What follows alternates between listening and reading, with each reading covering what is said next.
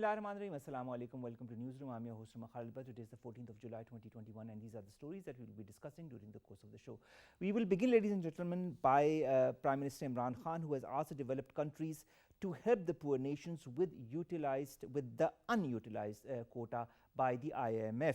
The Prime Minister said this while addressing the developed countries to mobilize the adequate financial resources to enable these countries to meet the triple challenge of COVID-19 recovery, implementation of sustainable development goals, and the realization of the environmental objectives. He was, of course, addressing this August gathering through a video message. This is going to be our leading segment of the day.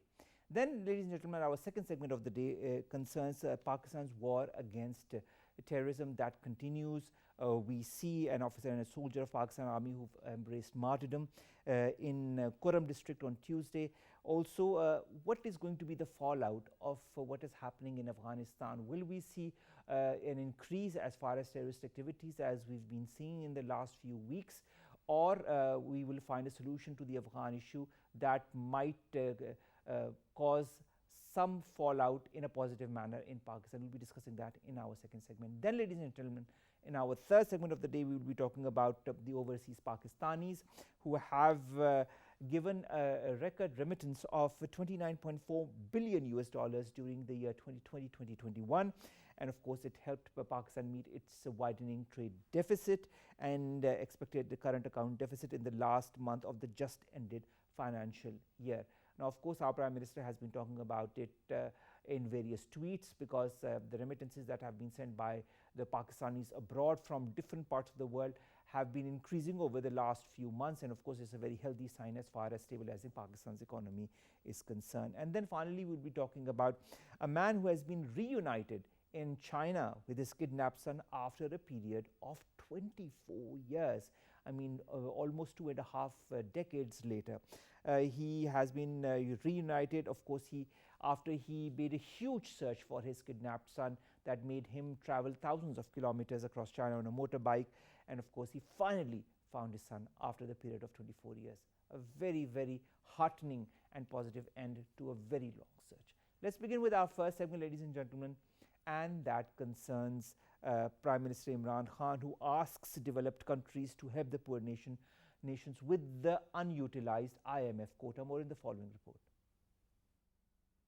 Prime Minister Imran Khan urged developed world to help developing nations recover from their COVID-19 induced recession in their bid to achieve sustainable development goals, while delivering comprehensive virtual address at the UN High-Level Political Forum on Sustainable Development. The Premier emphasized that adequate finance must be mobilized to help the developing countries. Earlier in April, the Premier underlined massive socio-economic fallout of the pandemic in his opening statement at a special segment of the UN Economic and Social Council in New York, and urged private creditors to participate in providing debt relief and restructuring to developing countries. In this special session on development financing, Prime Minister Imran Khan was joined by UN Secretary General Antonio Guterres, who acknowledged that a paradigm shift is indispensable to properly address the debt crisis and align the private sector with the global goals to address future challenges. It is pertinent to mention that to reverse dangerous global trends such as evading the purported crippling global recession, preventing successive waves of infection, and efficient realization of environmental objectives, it's imperative to devise collective strategy. Hence,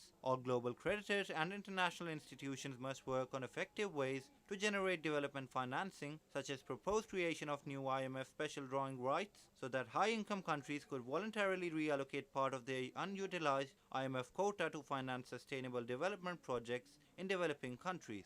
It must be noted here that developed world have been able to inject $70 trillion to stimulate their economies, while developing countries on the other hand are estimated to need at least $4.3 trillion to come out of their crisis and implement incremental reforms after COVID-induced upheaval. Now, to talk more about this very important issue that has been addressed by our Prime Minister to all the developed countries across the world, we've been joined by Dr. Hasnain Javed. He's a leading economist. Dr. Saab, thank you very much to have joined us. Dr. Saab, in this day when there is a huge discrepancy, and of course this gap is widening due to COVID-19 between the developed and the developing nations, how important is Prime Minister's address? So, this is one of the fundamental and very core issue. I think we should appreciate Prime Minister because he took the lead actually in that way by the developing countries, because it is clearly, divide between the high income countries and the developing countries, where the high income countries have to inject about $17 trillion for the stimulus economy, and then the developing countries is about 4.3. But here he mentioned very important thing, and mentioned that there is a need of new IMF special drawing right, SDRs. So why he, pointed out the new IMF, because the last agreement was given by like 650 billion in the SDR, which was never been disbursed. So it is yet not disbursed, and the voluntarily reallocate of part of unutilized IMF quota is not been approved so far. So if it have to be approved urgently. So there is a need of urgent approval of the 650 billion in SDR. So as Prime Minister, pointed out here as well, about the 150 billion to finance sustainable development projects, because the last time, you have seen Pakistan in the budget session, in the recent budget, the 1400 billion rupees has been projected just for the climate change and the SDG 17. I'm not going into details of the SDG 17, because the developmental goals, the sustainable development goals, have 17 points, where comes from the no poverty, zero hunger, good health, well-being, and so on and so forth. But here he mentioned very important thing as well. But there is a drawing right. So if you allow me to focus on the financial part of this discussion and the speech, was restructuring should not included in the protected negotiation, because technically IMF, you have seen that we are still under the negotiation of IMF. IMF is being very strict with us. Then FATF, we have clarified all 24 points. Still, we have given 6 more points, which is very, you can say it has no sense to develop more 6 points. This FATF point. And then there are more other lending issues. So we are not granting any lending money. We are not giving by the Asian development. Asian development wanted to, help us. IMF is already in the negotiation. So in that scenario, the commitment, concession, and grants development countries, including 0.7 ODA, advanced IDA, 20 window of the 50 billion. So here is the problem. 100 billion in the climate finance by the developing country must be released, but yet not been released. So here the Prime Minister and why, said, Hasnain Saab, the main thing that comes to my mind is, why is the money not being released despite the fact that it has been authorized? So I just don't want to get into so much of the details, but yes, obviously you have changed the dynamic shift.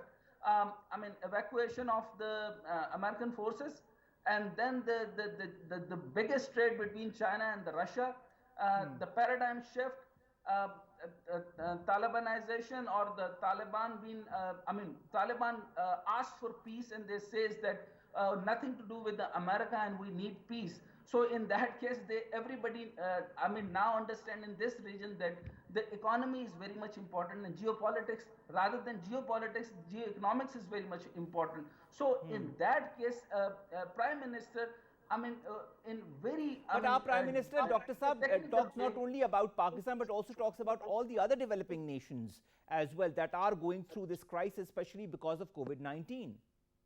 Yes, of course, obviously. One dimension is that there is a dynamic change. Second is the intervention of the political interference and change. And third, we are fighting with the COVID-19, and yet to fourth wave is coming on the way.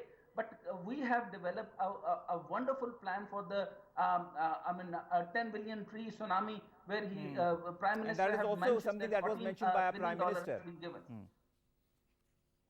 It was also one of the highlights of his speech when he, of course, addressed this August ceremony. He talked about all the important things that Pakistan has gone through, including the Billion Tree Tsunami project, that he said could benefit greatly from the support by the requisite financial organizations and the developed countries. Do you feel the developed countries are interested to follow up on what our Prime Minister has said?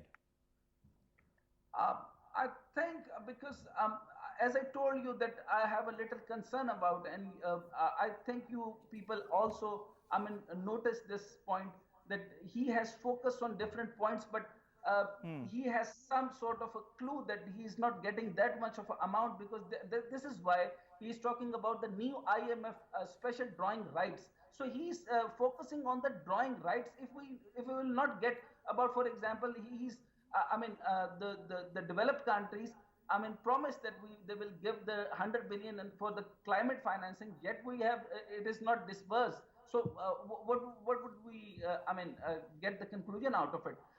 Most probably investment sustainable. If I talk about the infrastructure impacts, so 92% of the SDG must be center developmental strategy, as Prime Minister said, and he also mentioned that the UN to drive. Uh, I mean Mid-stakeholders dialogue to mobilize 1 trillion required annually to drive sustainable infrastructure The development. financial commitment. They have not, yet not been covered by the SDG development or the developing countries. But you So, know, Dr. Saab, if I talk when he says about that this assistance is going to help enable developing countries implement their climate commitments in accordance with their differentiated responsibilities, it's very pertinent to note in this whole aura of COVID-19, and of course it's still going through different waves, and of course coupled with climate change and the economic implications of both of these that are affecting the developing countries much more than the developed nations. And in this scenario, aid needs to be given for a proper balance to occur between the developed and developing countries. This aid, or this what is being requested through the unutilized IMF quota, should be dispersed at the earliest. But I mean, putting aside the Afghan issue, putting aside the regional situation, there are other countries also that are implicated which are not directly affected by Afghanistan. What about those countries then? So, thank you very much. You are putting up the very important question. I mean, all about other countries, I cannot comment much because I'll not talk about the Central Asian state. I'll not talk about the Uzbekistan, Tajikistan, Turkmenistan, where the different region has been involved. But let me, again, give the clue that when we were in the hours of need, we have put in the best budget, which is called the PSDP. So here we have incurred the amount of 118 billion, and then for the higher education it was 68, and for the COVID development and all these issues we have put in up the much amount in the SAS program, where the Prime Minister obviously mentioned this. So by the region, all of the region, other developing nations has the same problem. They have the same problem, but the problem is no voice come from the Sri Lanka, no voice come from, because India is much in the bad position, but they are not putting this issue onto the media or any other place, because they are not that clear and they are not categorically ready for that. Because see, funding to provide to the target sector was the climate change, sustainable agriculture, social protection, renewable energy, human resource development, COVID recovery, and digitization. So isn't it the Pakistan is the first premier country which has come up front and following the SDG 17 points. So none of the other countries is following the same way, the way this government and the Prime Minister Imran Khan and his team, his SAS program and other important ministries is working. And I appreciate in that way as well. So NCOC is also working for this, and the climate ministry is aligned. You talk of NCOC, you talked about COVID-19. Our Prime Minister also talked about a fair distribution of the vaccine to the developing countries as compared to the developed nations. He said the world must accelerate vaccine production, including in the developing countries, and ensure its rapid distribution. How important is that as well? You know, for any economic stability, the people of that country also need to be in a healthy shape and properly vaccinated, so that they do not get a pandemic or a virus that is affecting the entire globe, especially with the fourth wave that is upon us. So we are little, better in that way, but thanks to God, because yes, some of the population is been, more than 50% of the population is being convinced that we have to have the vaccination. But still, there is a lot more to work, because we are not still fully, focused to that. People are not convinced yet to for the vaccination. But yes, another point Prime Minister has taken up, that the vaccination production under license. So that is very much important, because licensing or the boosting of the second dose, third dose, fourth dose, these are also very much important. And plus the provision of the grants in the developing country to purchase the vaccine at a fair price. This is the very much important point. The Prime Minister also has taken this point in this conference. And then the UN to drive a viable project to developing countries to attack the public-private investment in this particular COVID time, where we can materialize all these issues. But yes, obviously vaccination issues is one. One is a psychological issue. Third is obviously, some sort of a regional or religious-based issues. But yes, because once Prime Minister has taken this to the people and the social, awareness model, he developed the actually social development model. So by this, 80% of the people have been covered. But the fact, but most of the areas in Pakistan, they deny and they reject even polio drops. So obviously here we have to, this is a concern point to of course, talk this is a point of extreme concern. But another point of concern that the Prime Minister also talked about, and we've talked about earlier in the program as well, is empowering the developing nations. And he said that protectionist measures erected by some major economies and violation of the WTO agreements need to be rescinded. And he also said that the illicit finance that flows out of the developing countries also needs to be halted. And I wanted to talk to you in reference to FATF, because Pakistan has been really working on that since the last few years. Thank you very much. I was waiting for the same question, because ministerial declaration under the HLPE or HLPF. Yes, FATF. Can you see, I have recently wrote an article about it. 24 point has been clear. 1 point was missed. And then they have put up the very different 6 points, which is, concerning to the lawyers, which is concerning where our income goes in. This is completely a sort of a joke. They are putting at heart. So money laundering or anti-money laundering, Pakistan has done so well, and he put it up the point that we must have to halt all the nations, so that we have a connection with the United Arab. So we have no direct contact with any of the extremist organizations. So all things via Saudi or the Arab countries or any other countries goes on. If there is a religiosity issue, obviously we are not directly involved in it. Pakistan military is completely not involved in any of these issues. So now the scenario is a bit different, and they are even Pentagon, even the America, pointing out directly to the China or the Russia. But at the same time, here Pakistan has been some sort of the victim, because in whole of the region, Pakistan is the only area where they can have the stable basis. But if they will not get the basis, of course, India have to evacuate at earliest, because the raw companies and the business, they're already doing that. Has been working. All right, thank you very much, Dr. Hasnain Javed Saab, to have talked to us and to have, of course, highlighted this very important address by the Prime Minister, talking about the widening of the gap between the developing and the developed nations and what needs to be done as far as unutilized quota by the IMF is concerned. He also talked about the returning of stolen assets to developing countries unconditionally, and of course that the COVID-19 pandemic had revealed the unity of humanity and close interdependence of the nation. We'll be back with more after this short break.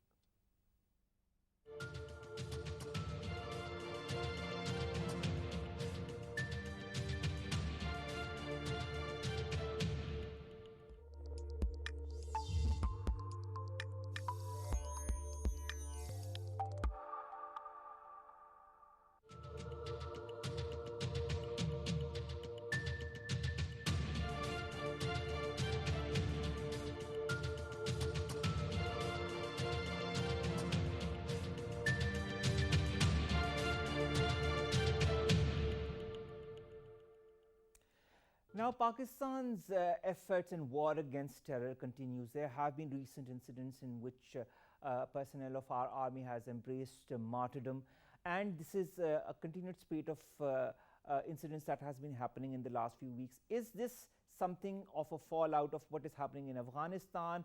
Is it directly or indirectly related to what is happening in Afghanistan, or there are other factors that are involved in that as well? We've been joined by Rana Ather Javed Saab. He's a security analyst and DG Pakistan House. Thank you very much, Rana Saab, to have joined us. What do you make of these latest incidents that have happened in Zewa and, of course, then in Haripur? Do you feel that it is somehow directly or indirectly related with what is happening in Afghanistan? Is it a fallout of what is happening in Afghanistan, or there are other elements involved in it as well? Well, thank you very much. I don't think it's just a fallout because, Afghanistan's process has just started. And we have been grappling with this foreign sponsored, especially the Indian sponsored, these all networks which are attacking Pakistan. Actually, it's at this time, I think it appears to me that it's a multi pronged sabotage strategy which is being applied on Pakistan as they did in Balochistan and KP province before. And prior to that, if you remember, on the past 15, 17 years, we have faced intense terrorist attacks on our civilian and armed forces as alike, and we lost thousands of soldiers and civilian population. Having said that, there is absolutely a greater uncertainty in Afghanistan at the moment. And of course, as we all know what's happening in the region and how the regional players are striking deals with each other, and they're also trying to, of course, control those outfits which have been there under control, but there are new emerging challenges which Afghanistan and Pakistan will face alike. So I think we So, can what is say happening in Quram there is a Agency, Rana shade, Saab? Is Is of it it, but something mainly, related to what is it has happening? been doing of RAW and other agencies for the past many, many years. Hmm. So, Rana Saab, I mean, what is happening in Quram Agency? This resurgence of violence in the agency. Do you feel it has some kind of a relationship with the new actors or old actors that are trying to destabilize Pakistan? I think there is a new actor. I mean, we know which actor is in the region and what's the intentions are. I mean, it is difficult for India to get a role in maybe in new Afghanistan. We do not know. Of course, our main concern remains that not only Pakistani civilian and our armed forces they should be protected, but at the same time we cannot really. It's about the strategic distraction which is being created that we already have been indulged, but we have actually cleaned up most of the militant infrastructure in the past few years, especially. But I think there is a need now to reassert positions because the martyrdom of officers in Kurum and soldiers alike is very actually disturbing. But we should also agree on one point. We should understand as well that it is going to be very tough, complicated, and multi-layered challenges to Pakistan. So we are, of course, battle hardened. But at the same time, we should not really turn our eye focus off Afghanistan because at this time, most of the regional actors, especially India, would like to really establish much more ground in the chaos because the chaos also gives problematic advantages to the enemy. As we all know, that the resource analysis of the terrorist organization conducted by Pakistan and other international agencies have given this idea that there is a great chance of chaos and India would exploit it, and that definitely will be launched against Pakistan. It has been launching all these networks, illegal intelligence networks inside Pakistan. This time it appears that they have mounted the pressure on us, and we have to face the challenge and counter it, whatever it takes. But at the same time, try to play our role, positive role, as we've been playing in Afghanistan, in order to maintain peace and stability. And if Afghanistan, it's Afghan people and Afghan government and the Taliban and all other Tajik and all those forces which are proportionately settled in Afghanistan. This is their responsibility, not Pakistan's, to decide the direction and fate of their country. but we must be ready really. As I can see, the things are being heated up, complicated. We must be ready to face the challenge and neutralize any kind of threat to Pakistan, be All it right. at Now, our Rana border Sahab, when you or talk of be things heating inside. up or being complicated, of course, from the operation that started, the Safed operation that started way back in 2011 to all the major operations that our security forces have gotten involved in, and in order to purge Pakistan of all the extremist and terrorist elements. We are battle hardened and we understand how the enemy can attack us directly or indirectly in different manners. Do you feel that we understand the current situation of in which the enemy or those forces that want to destabilize Pakistan, especially in the Quorum Agency and other areas that are associated with it, do we understand the different methodologies that are being perpetrated by the enemy this time? Yeah, I cannot say really. We can definitely we understand. We comprehend the infrastructure the way it was laid out prior to this Afghanistan current Afghanistan issue. But we must be ready in order to look into the ploys which are applied by India, because India, since is done tremendous damage to the Kashmiri population, and India is trying to confuse, actually, as we call it, strategic confusion in the region, and thereby trying to strike Pakistan's areas which are adjacent to Afghanistan. Of course, the blame will then directly may come to, look, Afghanistan is becoming unstable, so is Pakistan, and that was the argument that Pakistan should do more on these things, because if Afghanistan is stable, so is Pakistan. This can be one argument which has a basis, but it also falsifies basically the actual situation. The actual situation is that the CPAC won. Two, the emerging roles of Iran, China, Turkey, Pakistan in Afghanistan, in infrastructure building and negotiation, trying to settle, establish, create a peace and harmony among different groups. So True. whenever then whatever the Afghans want, the transition type must be decided within among those groups, and these countries can only help whenever it is needed. But outside this format and framework, Pakistan since has been target and was stabilized, so it's recoping and re-emerging its economy in the post-COVID-19, and India has not actually emerged as we all expected. I mean, look in other countries. Bangladesh is emerging positively. Pakistan is emerging. So India has this problematic issue at the moment, and it tries to, and it is doing, trying to drag Pakistan back into that internal war, and trying to engage Pakistan forces into inside the country. But I know, and I'm sure you know a lot better than I do, Omar, where you're sitting, that you interview everyone from your rostrum, and beautifully, we all understand that Pakistan forces will counter, and Pakistan security services will fight back, and they have been fighting back. The population must be, we must create awareness about this issue. People should not misunderstand. We did destroy the infrastructure, and as we all know, during this 1.5 year, the sleeper cells must have been fed by uh, enemy intelligence agencies. And now, looking into this Afghanistan issue, world is busy in that. We should also keep in mind the United States still in the picture and must remain in the picture in order to take the bigger responsibility of regional stability and convincing India to stay away and revert its offensive intelligence operation in Pakistan, because that will then create much more chaos, and Pakistan will not, of course, sit quietly or idle, definitely respond in kinds, not in the kind the way India is doing. We are trying to Exactly. stabilize Afghanistan. We want to keep this region stable, but India must also definitely be aware that the consequences of this kind of strategy can be detrimental to the regional peace and security. But Rana Sahib, you know very well that this instability that is being instigated by India directly or indirectly in more ways than one in different areas of Pakistan is on the behest of certain other powers as well. That, and there's a whole Right. a whole global game that is being played with Pakistan as the center chess piece, and of course India being used as a pawn by certain elements.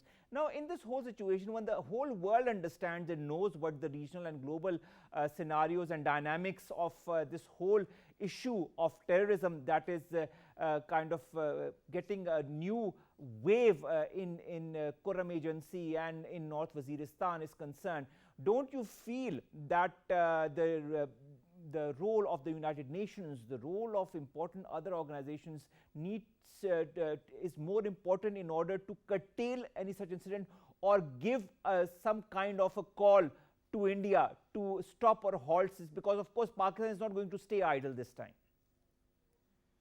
Well, to be honest, if I look at the United Nations, Umar, I know the UN tries its best. But then, as you said, the major powers, which are partners to partner to India, what is their game plan? We do not know the inside game plan, but the reflection of this game plan informs us, educates us that we, at the same time, we have to fight this out, like we have done before.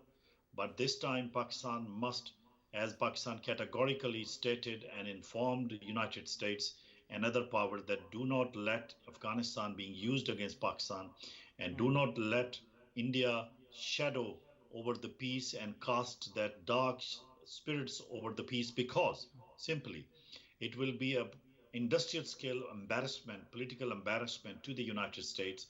Already there are talks in Europe and other places. The analysts say that the US has maybe they are withdrawing, running, cutting short and running away from Afghanistan. It reflects a defeat. But as we all agree that it was in the pipeline, the negotiation was on between Taliban and United States. Only which worries me thing is that the international organization has faced a paralysis of, as you know, in terms of Kashmir issue, for example, since 2019 August. And beyond that, all other conflicts have been put at the back burner.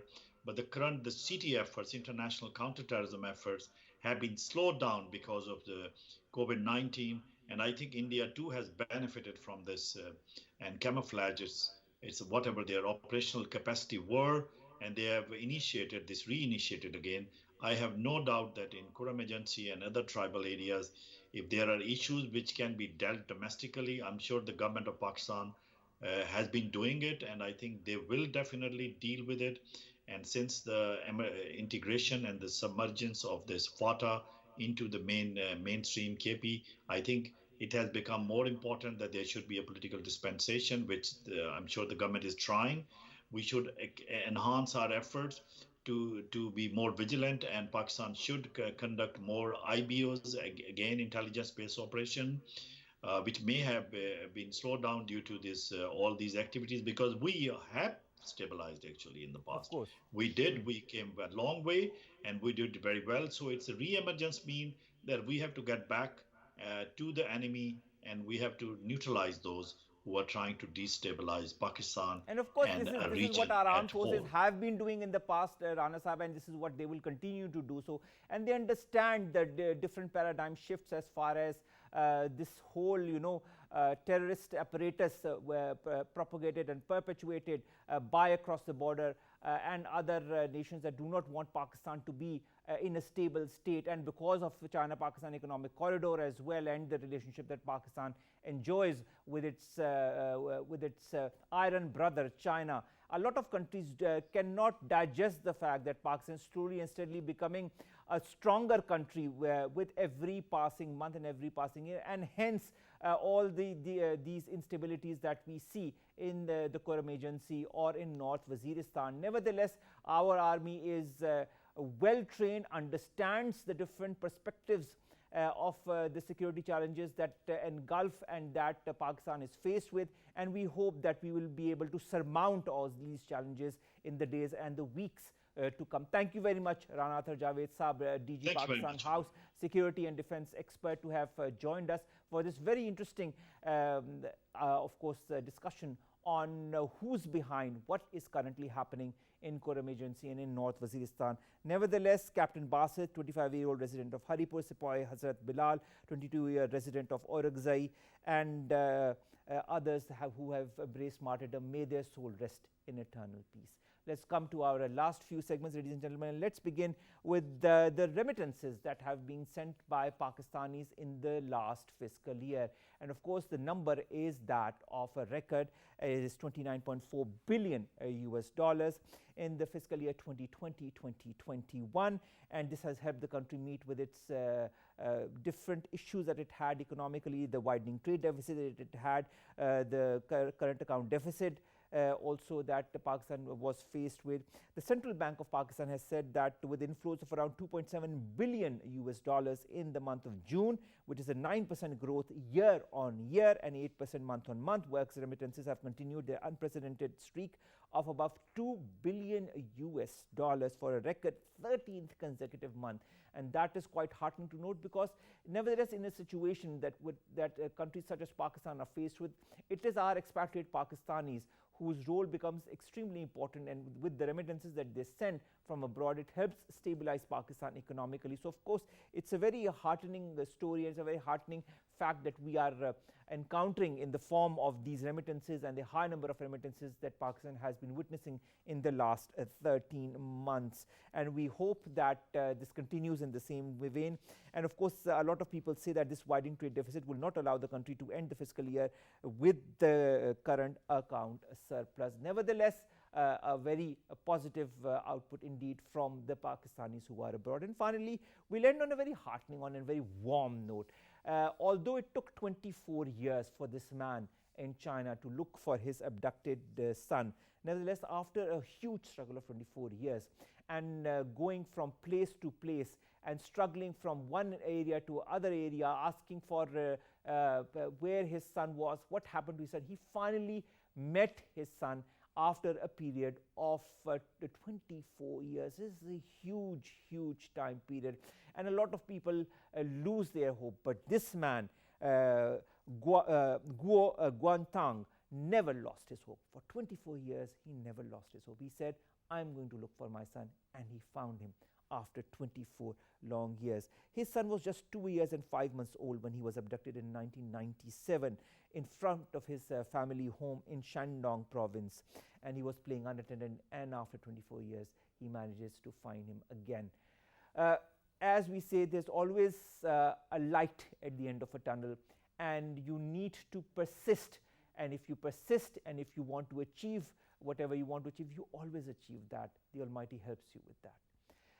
Well, we wish him and his son all the very best, and we tell everybody that we should never lose hope, come what may, and continue to persist in whatever endeavors we want to come to a logical conclusion to whatever we want to achieve. With that, we come to an end of today's newsroom. We'll see you inshallah tomorrow. New segments, new stories. Stay safe, get yourselves vaccinated. Allah Hafiz.